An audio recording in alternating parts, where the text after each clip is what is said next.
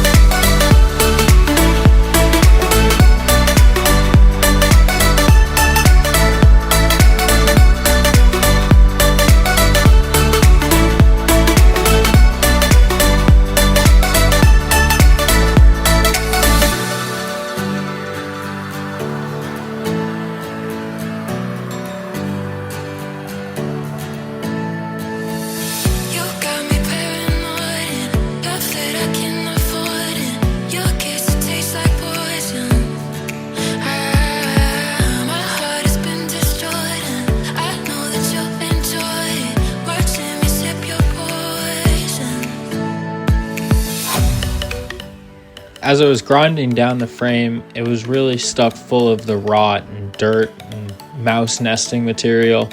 So I decided to take it outside and blow it out with some compressed air and then pressure wash it before I went back to grinding.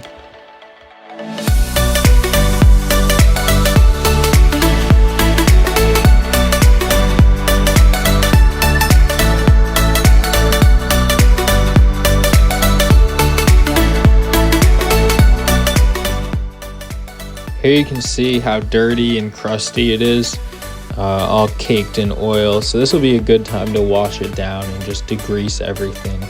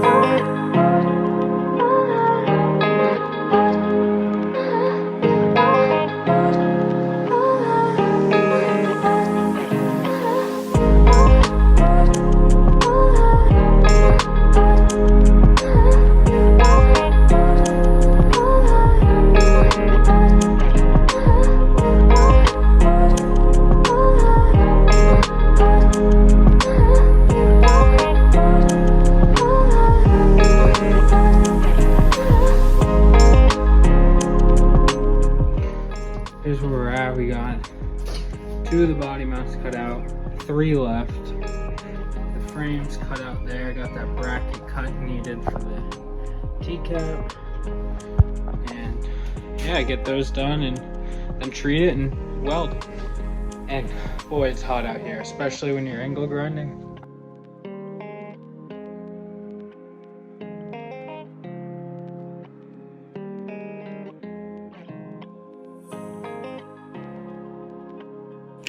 As you can see, this driver's side section of the frame was in terrible condition.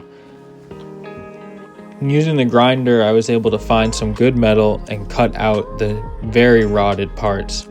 I outlined the replacement T-cap that I had and grinded down to make sure I had good weld material underneath. After this dry fit, I took it off and painted the frame with Pour 15, the rust inhibitor paint. I then went over the inside again with clear coat to just help protect it anymore.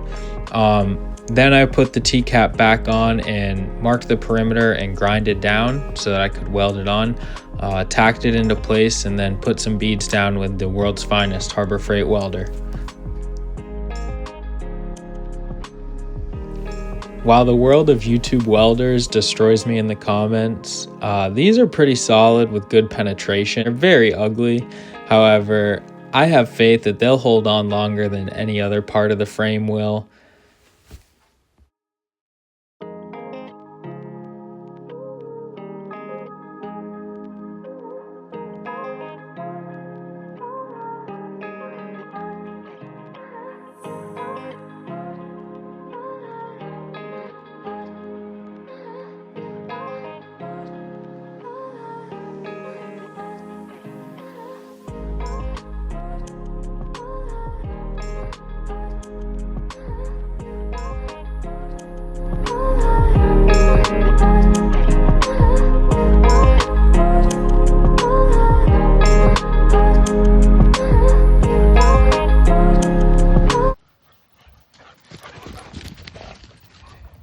Good boys.